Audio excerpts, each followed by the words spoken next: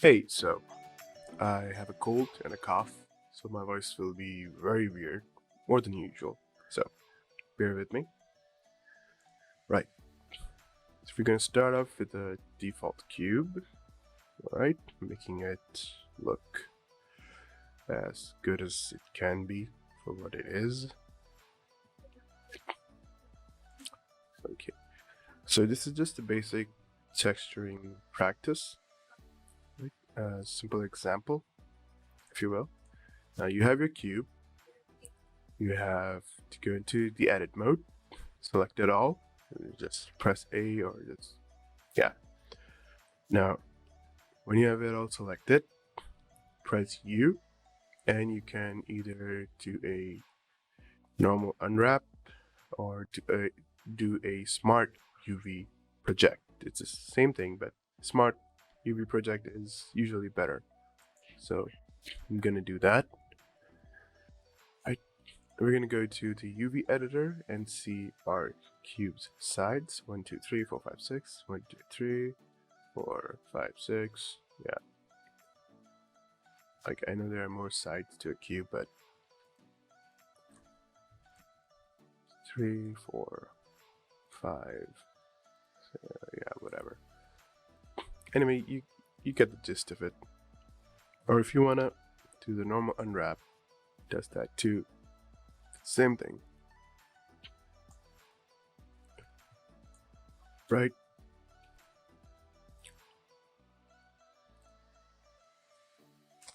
Okay. Now we head to UV editor for no reason and just open a new image. I'm gonna name it box texture. I'm gonna make it a bit higher resolution, just like 4K on both ends. Yeah. Right? Okay. Now I'm gonna go to the shading tab, add a new material. I'm gonna name it as box texture. Now, I'm going to bake a texture. First, you need to have something that you want to bake, right? I'm gonna go to the noise texture, Control T, Node Wrangler add-on. Gonna get the color ramp. Gonna plug in the color ramp's color to the base color. I was gonna just do the noise texture, but why not make it a little better? Voronoi texture, factor into vector. I don't really know what this does, but this is how I do it. Yeah, so I'm just gonna make it a little darker so you can see what's going on. Yeah. Gonna up the detail. Nah. Gonna leave it at 2. Look nice there. Now what you can do, you can use either the UVs that you just unwrapped, right, to generate the texture, or you can use the other options. I usually go with either the object or the generated one. Generated is usually nicer, in my opinion. Then I add a bump node, plug the bumps normal into the principal BSDFs normal. Now, to get the actual bumps, I'm gonna use the color ramp's color and plug it into the bump's height. It'll compile the shader, and now we have like effect. Looks like that it's protruding outwards, even though it's not, right? Right, now we need to bake this. Now, how do we bake it? Well, first, we're going to need an image texture, a blank file, and add the box texture, right? The one we just made here, right? We added that here. We're not going to plug it into anything. right. Now, first we're going to just add a little bit of color, nothing else, only the color.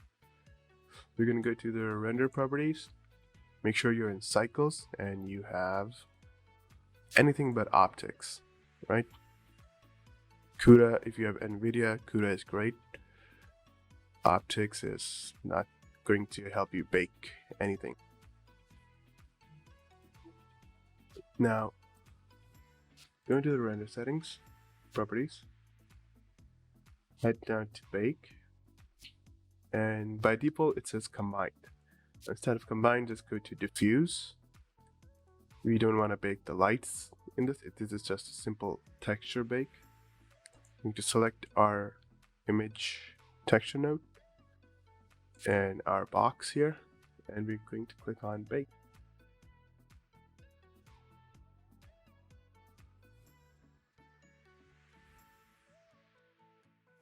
Alright, so the texture baking is almost done here, right? Now, what we can start doing is we can add a new texture image. Miss texture, another one. Click on new. Now this will be the boxes, bumps, or the normal, right? Bump slash normal. Now what this will do is that the bumps we see in here are not baked. So if you just add this image texture, what this will do is it'll just show the colors and it will give a very weird effect. Like it would not look like it should. Now, I plugged in the image texture here just so you can see that the image has been baked. I'm going to unplug the bump here. Yeah, see, there's nothing protruding, it's just an image. You can see it on the side here as well. And if I go to the UV, you can see that it's all baked. Texture paint. If you want to paint it, you can edit the colors in Photoshop too, if you want. That's that. Now, what I'm going to do is I'm going to unplug this. I'm going to replug the color RAM. Sorry about that. English. Now I'm going to replug the bumps into the normal. I'm going to select this new texture that we made, which is black and blank, like how our box texture was earlier. Now with our box selected and our bump selected, we're going to go here into the render properties and click on normal. Now before you bake, just remember to save your currently newly baked textures, right? Save and just save them anywhere that you know you will be able to access them, or else they will not be saved and they'll be stored in a cache somewhere and be lost forever. Now I have this and this. I'm going to bake.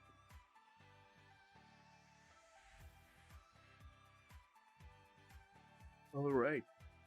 So the baking of the normals has been done. Now what we can do is we can unplug the whole node system here, right? And we can just use our image textures to give our box the proper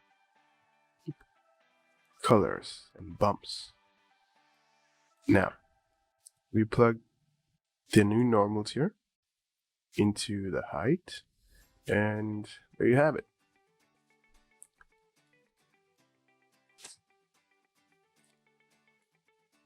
Now, the bump map is usually a lot bumpier. You can see this is the bump map, and don't forget to save it, right? Now, in the rendered settings, I'm gonna switch to Eevee. and light it up a bit so it's a lot easier to see. Yeah, 88. I'm gonna add a random ground material, make it super metallic, and turn down